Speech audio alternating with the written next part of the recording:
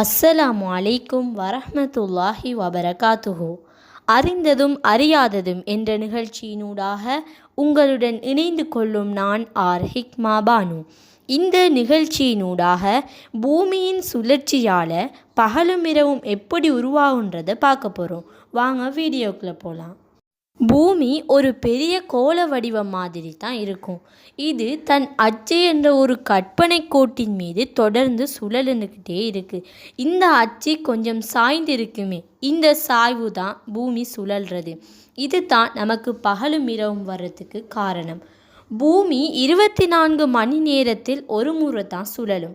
பூமி ஒரு முழு சுற்று அடிக்க 24 மணி நேரம் எடுக்குது. அந்த 24 மணி நேரத்தில் தான் பகலும் இரவும் சேர்ந்து வருவது. சூரியன் நிலை மாறாது, பூமி தான் சுற்றும். சூரியன் நமக்கு ஒளியும் வெப்பமும் தருது. ஆனால் சூரியன் நகரமாட்டு. நம்ம பூமி தான் சூரியனை சுற்றியும் தன்னையும் சுற்றும். சூரியன் பக்கம் திரும்பும் பகுதி தான் பகல். பூமி சுழலும் போது எந்த இடம் சூரியனை நோக்கி இருக்குதோ அங்கு ஒளி அதிகமாக வரும். அதைத்தான் நாங்கள் பகல் நேரம்னு சொல்கிறோம். சூரியன்லேருந்து திரும்பும் பகுதி தான் இரவு. ஒரே நேரத்தில் பூமியின் மற்ற பக்கம் சூரியன்லேருந்து திரும்பி இருக்கும். அந்த பக்கம் எப்போவுமே இருளாக தான் இருக்கும். இதைத்தான் நாங்கள் இரவு நேரம்னு சொல்கிறோம். ஒவ்வொரு இடத்துக்குமே பகலிரவு நேரம் வேறுபடும். பூமி கோள வடிவத்தில் இருக்கிறதால ஒரு நேரத்தில் எல்லா இடத்துக்கும் ஒரே நேரம் பகல் வராது. ஒரு இடத்துல பகல் இருந்தாலே மற்றொரு இடத்துல இரவு காட்சியே இருக்கும். பூமி அச்சு சாய்வு காரணமாக சில நாட்களில் நாள் நீளமும் இரவு நீளமும் மாறும்.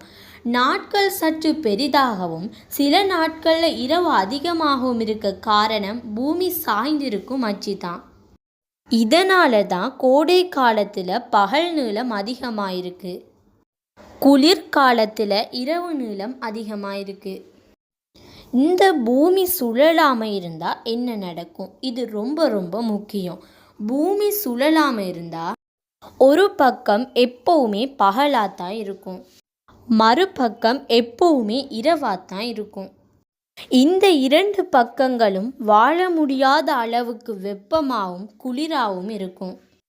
இது தான் பகலிரவு உருவாவதிட அறிவியல் காரணம். இதே மாதிரி இன்னும் நிறைய தகவல்களை பெறணும்னா RNBF TV சேனலை லைக் பண்ணுங்கள், சப்ஸ்கிரைப் பண்ணுங்கள், ஷேர் பண்ணுங்கள்.